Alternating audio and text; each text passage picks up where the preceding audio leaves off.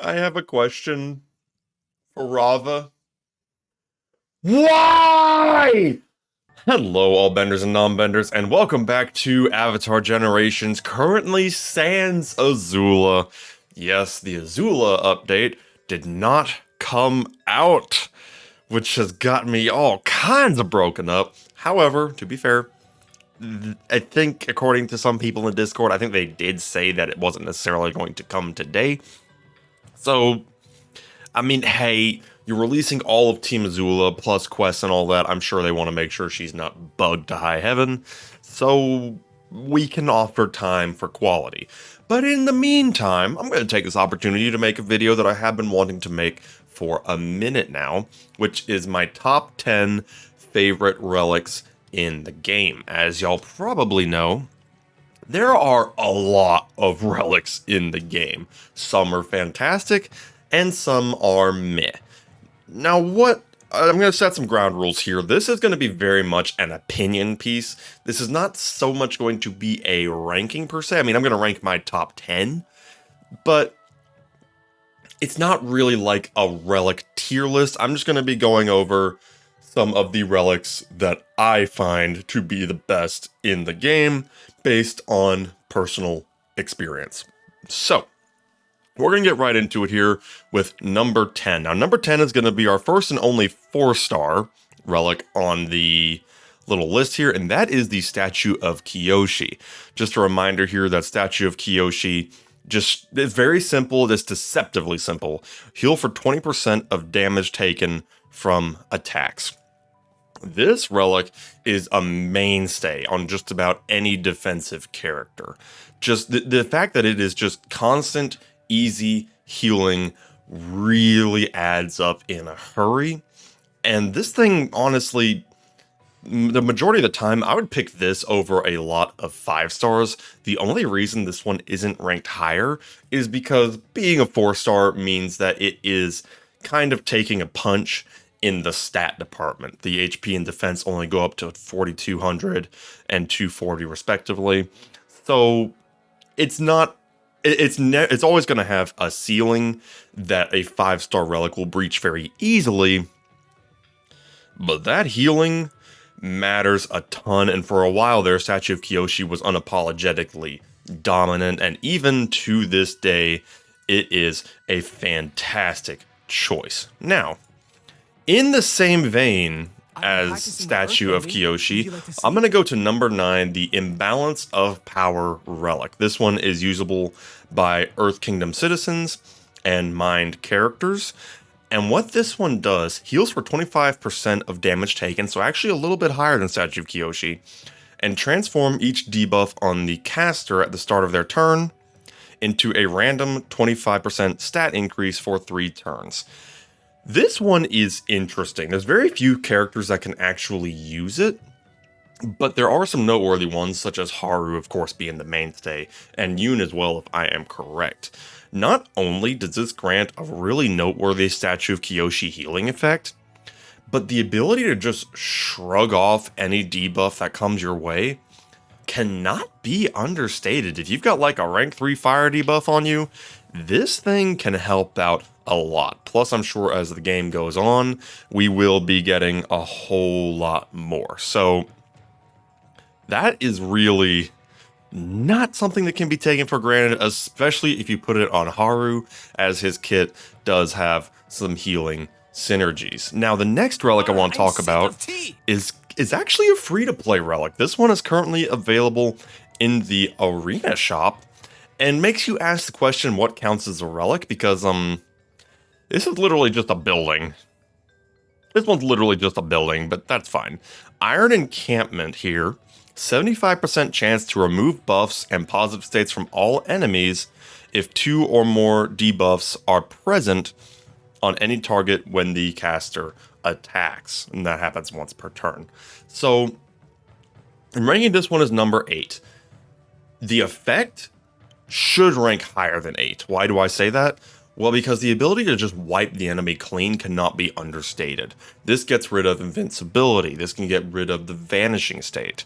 Just clean them out, easy peasy, and a 75% chance is very very generous, I think, and it's pretty easy to get 2 debuffs on a single target because it can be on any target. Even if you're not attacking them, this can still trigger. The one thing holding it back in my mind is that it is a requirement to have it on an outlaw character. Now, the release of Ronin Zuko definitely made this not really that much of a detriment. So it's not really that big of a deal, because thankfully the new outlaw characters that just came out are exceptionally powerful. It's just kind of a matter of it is limited, and one of these days will fade out in the meta because it is just so daggum specific. So that's why I'm ranking that one as number 8. The effect is worth more. I'm just going to say that. The effect is definitely worth higher than 8. It's just the limitation that's holding it back for me. Now, the next one I want to talk about here for number 7 is the Games of War Relic. This one has a very simple effect.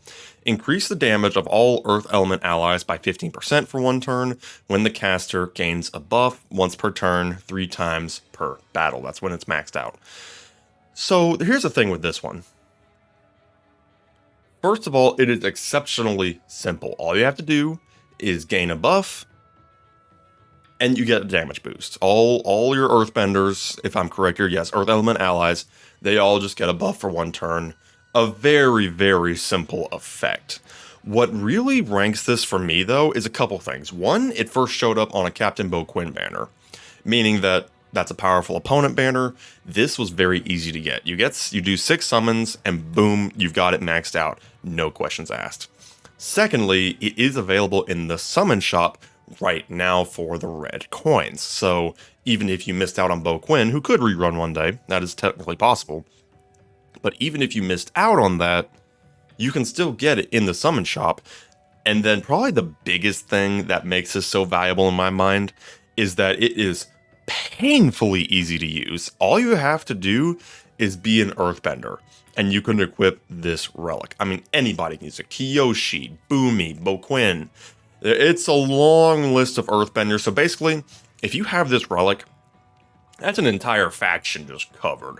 That's an entire faction where, worst case scenario, you could still put this on them, and if nothing else, get those all-important stats, plus a very universally helpful passive there. I mean, it's damage. You can't go wrong with damage, so that's why I'm ranking it at number 7. It would be higher, except that damage is the only thing it does. It's like, the good news is, it does damage. Increases damage, rather. The bad news is, it only increases damage. So take that kind of how you will, but this one is a fantastic option and very easy to acquire.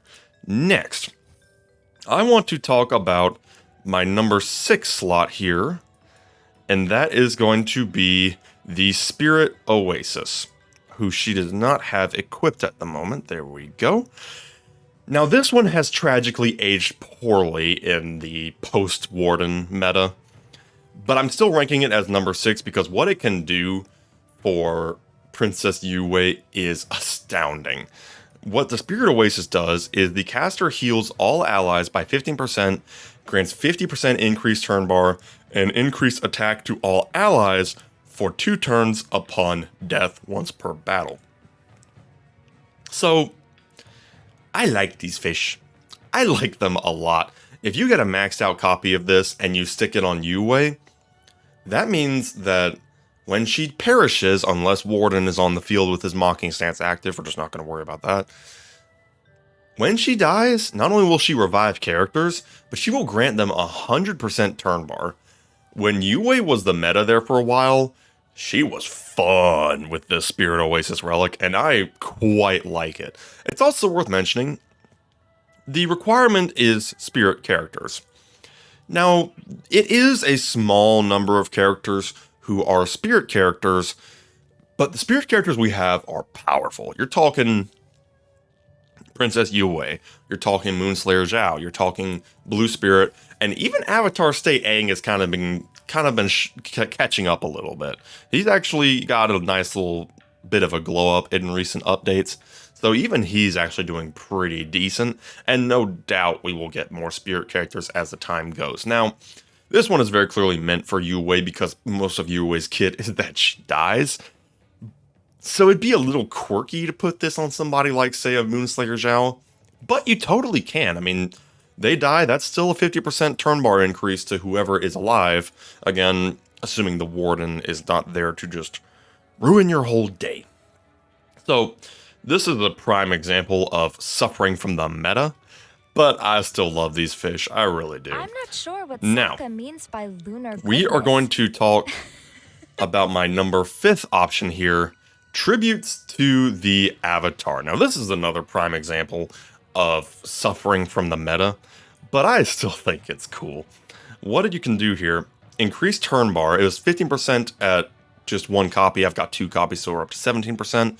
And if I'm correct, that maxes out at 25%. So at maxed out, increase turn bar by 25% every 20 HP lost for the first time, and gain invincibility for 1 turn when below 20% HP. Now, in a post-Warden world, the invincibility is not nearly as surefire as it used to be.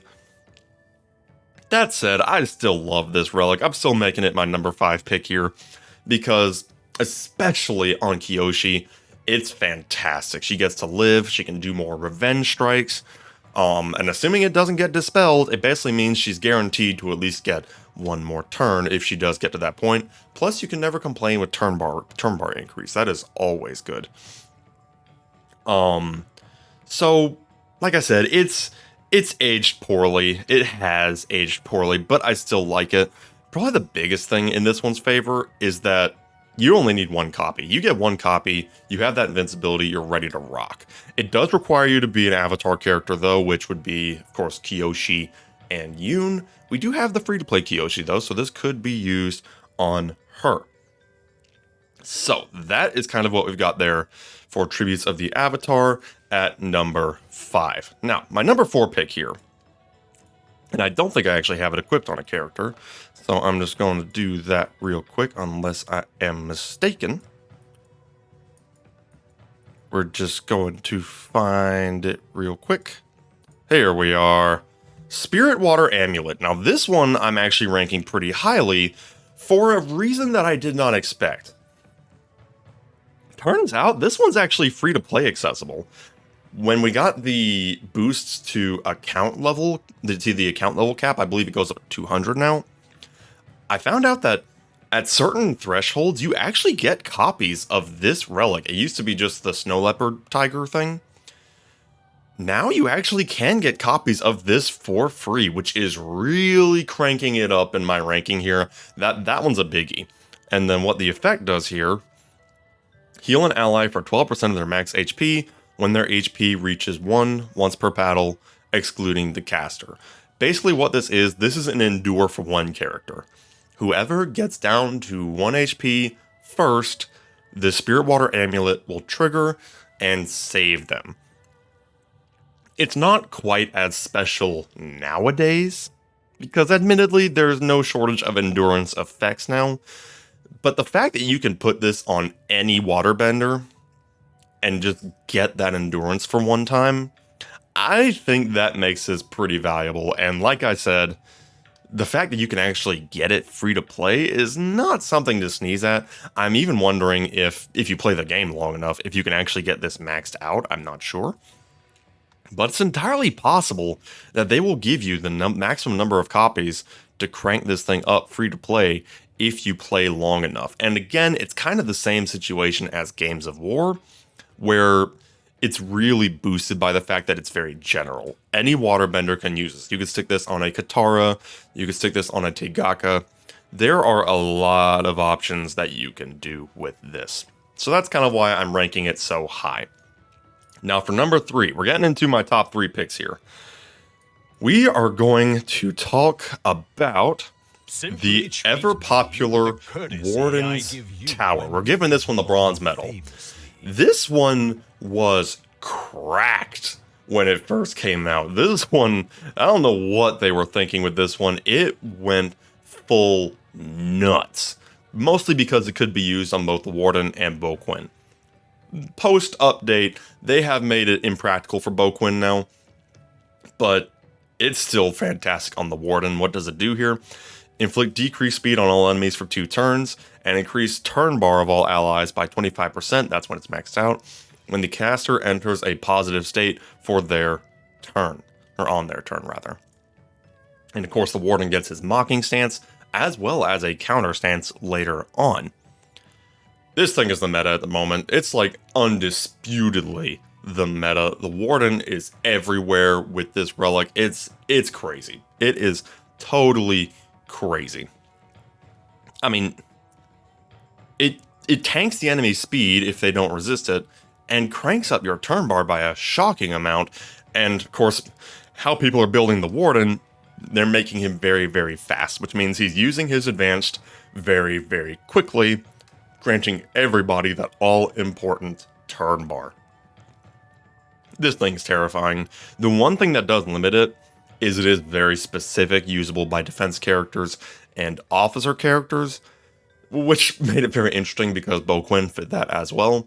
But who knows, maybe in the future we'll get other defense and officer characters, and I think anybody is going to look to Warden's Tower to see if it can work with that character.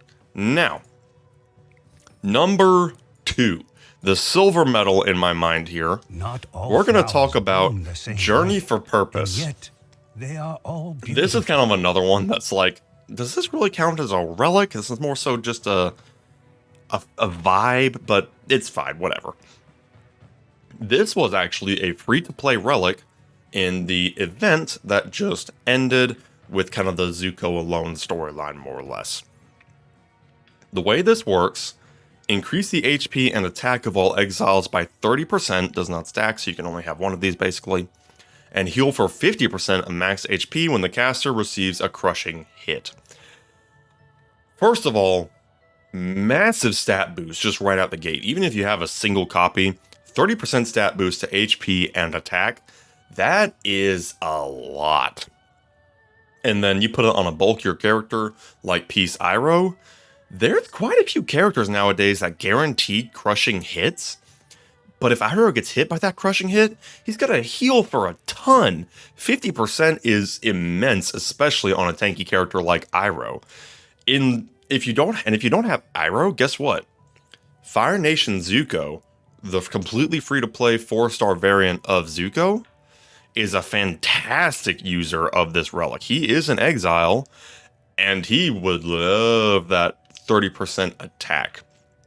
And even with that, we have no shortage of exile characters. We have Kiwok, we have Dojo Master, we have several, if not all of the versions of Zuko.